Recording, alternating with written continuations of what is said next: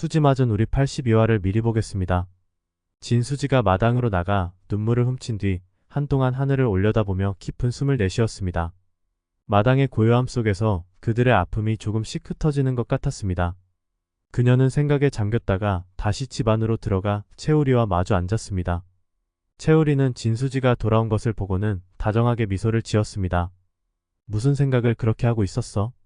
채우리가 물었습니다. 그냥 우리 가족에 대해 생각하고 있었어. 참 많은 일이 있었지. 우리가 어떻게 여기까지 왔는지 신기할 정도야. 진수지가 대답했습니다. 맞아. 엄마 덕분에 우리가 이렇게 함께 있을 수 있는 거야. 엄마가 아니었다면 어떻게 됐을지 상상도 못해. 채우리가 동의하며 말했습니다. 그때 갑자기 현관문이 열리며 진나영이 들어왔습니다. 그녀는 피곤한 표정으로 집안을 둘러보더니 채우리와 진수지에게 다가왔습니다. 오늘 정말 힘든 하루였어. 한현성 때문에 신경이 곤두섰다니까. 진나영이 푸념했습니다. 현성이가 또 무슨 일을 벌였어? 진수지가 물었습니다. 그냥 술에 너무 취해서 말이야. 자꾸 어릴 적 이야기만 꺼내는데 정말 가슴 아프더라. 진나영이 한숨을 쉬며 말했습니다. 채우리는 진나영의 말을 듣고는 고개를 끄덕였습니다. 현성이는 아직도 형에 대한 기억이 가슴속 깊이 남아있나 봐. 나도 그 작은 방을 봤을 때 묘한 기분이 들었어. 마치 내가 그 방에 들어가면 뭔가 알 수 있을 것 같은 느낌이었지. 진수지는 채우리의 말을 듣고는 눈을 동그랗게 뜨며 말했습니다. 그 작은 방? 형이 쓰던 방 말이야? 응, 맞아. 그런데 나영이 너가 갑자기 문을 닫아서 내가 들어가 보진 못했어. 채우리가 대답했습니다. 진나영은 미안한 표정으로 고개를 숙였습니다. 미안해, 우리. 그냥 그 방은 아직도 누군가의 추억으로 남아있어서 열어보고 싶지 않았어. 채우리는 잠시 생각에 잠겼다가 말했습니다. 그 방에 뭔가 중요한 단서가 있을지도 몰라. 어쩌면 형에 대한 단서일지도 모르잖아. 진수지는 조용히 듣고 있다가 결심한 듯 말했습니다. 내일 다시 한진태 집에 가서 그 방을 확인해보자. 우리가 놓치고 있는 뭔가가 있을지도 몰라. 다음날 아침 채우리와 진수지는 한진태의 집으로 향했습니다. 한진태는 아침 일찍 출근을 했고 김마리와 진나영이 집에 있었습니다. 그들은 두 사람을 반갑게 맞이했습니다. 어제 이야기했던 그 작은 방을 다시 한번 보고 싶어. 형에 대한 단서를 찾고 싶어서 채우리가 진지하게 말했습니다. 김마리는 잠시 망설이다가 고개를 끄덕였습니다. 알겠어. 너희가 그렇게 원한다면 보여줄게. 하지만 정말 조심해줘. 그 방은 현성이에게는 아직도 큰 의미가 있으니까. 그들은 함께 2층으로 올라갔습니다. 작은 방의 문 앞에서 김마리는 열쇠를 꺼내 문을 열었습니다. 문이 열리자 오래된 가구와 장난감들이 고스란히 남아 있었습니다. 방 안은 시간이 멈춘 듯 어릴 적 모습 그대로였습니다. 채우리는 천천히 방 안으로 들어가 주변을 둘러보았습니다. 그때 한 장의 사진이 눈에 띄었습니다. 사진 속에는 어린 시절의 한현성과 형이 함께 웃고 있는 모습이 담겨 있었습니다. 채우리는 그 사진을 손에 들고 자세히 살펴보았습니다.